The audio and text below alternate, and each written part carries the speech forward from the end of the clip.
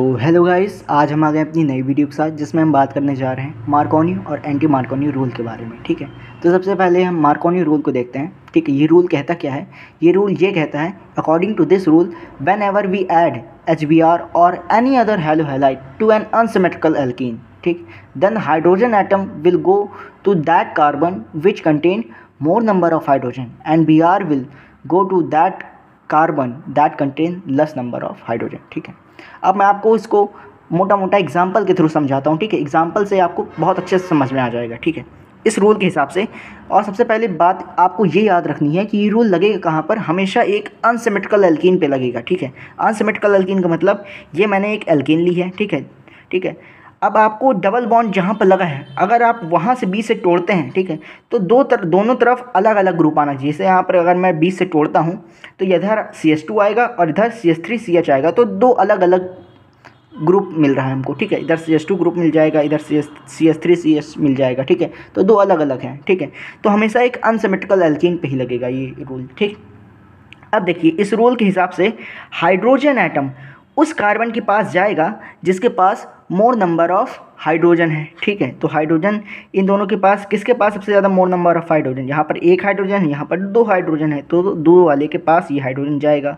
और Br उस carbon के पास जाएगा जिसके पास लेस नंबर ऑफ हाइड्रोजन है।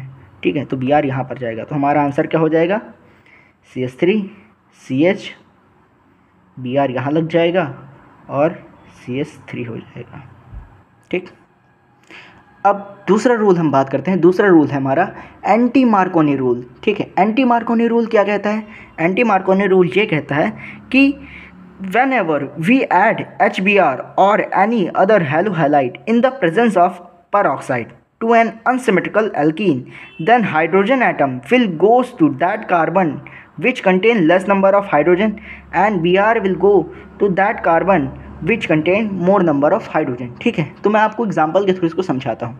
जैसे सपोज करिए ये भी जो है एक अनसिमेट्रिकल एल्कीन पे ही लगेगा। ठीक है, कोई भी सिमेट्रिकल एल्कीन पे ये रूल नहीं लगेंगे, ये सब हमेशा अनसिमेट्रिकल एल्कीन पे लगेंगे। ठीक है, तो एंटी मार्कोनी रूल के हिसाब से हमारे पास एक अनसिमेट्रिकल एल्कीन है। ठीक है, अगर उसकी रिएक्शन आप किसी भी हैलो हैलाइड से कराते हैं, हैलो हैलाइड का मतलब HBr, हैलो हैलाइड। ठीक है, और उसमें किसकी प्रेजेंस होनी चाहिए? किसी भी पेरोक्साइड की प्रेजेंस होनी चाहिए। ठीक, किसी भी पेरोक्साइड की प्रेजेंस होनी चाहिए। ठीक है, तो इस रूल के हिसाब से H वहाँ जाएगा जिसके पास लेस नंबर ऑफ हाइड्रोजन है। तो लेस नंबर ऑफ हाइड्रोजन किसके पास है? इस कार्बन के पास है। ठीक, और Br उस कार्बन पे जाएगा जिसके पास मोर नंबर ऑफ हाइड्रोजन है। मोर नंबर ऑफ हाइड्रोजन किस कार्बन के पास है? इस कार्बन के पास है। तो हमारा रूल क्या बनेगा?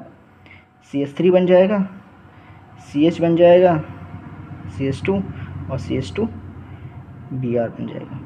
ठीक, अब आपको पता कैसे चलेगा कि कहाँ पर हमको मार्कोनी रूल लगाना है, कहाँ पर एंटी मार्कोनी रूल लगाना है? तो कभी भी आपको HBr पेरोक्साइड मिल जाए, ठीक है, तो आप वहाँ पर एंटी मार्कोनी रूल लगा दीजिए, और कहीं अगर पेरोक्साइड की प्रेजेंस नहीं है तो वहाँ पर मार्कोनी रूल लगेगा। ठीक है, अब यहाँ पर आपको देखकर ये पता चल जा रहा होगा कि अगर आप मार्कोनी रूल का यूज़ करते हैं तो आपका जो Br जो होगा वो सेकेंड कार्बन पर लगेगा। ठीक है, मतलब बीच में लगता है कहीं पर, लेकिन एंटी मार्कोनी रूल में हमको एकदम फ्रंट में मिल जाता है। ठीक है, मतलब जो हाइड्रोजन ग्रुप है वो एकदम फ्रंट में लगता है।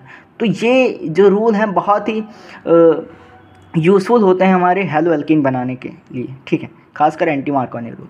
ठीक, आई होप आपको ये वीडियो समझ में आई होगी, और सच में समझ में आई है। Please like and subscribe to our channel. All the very best.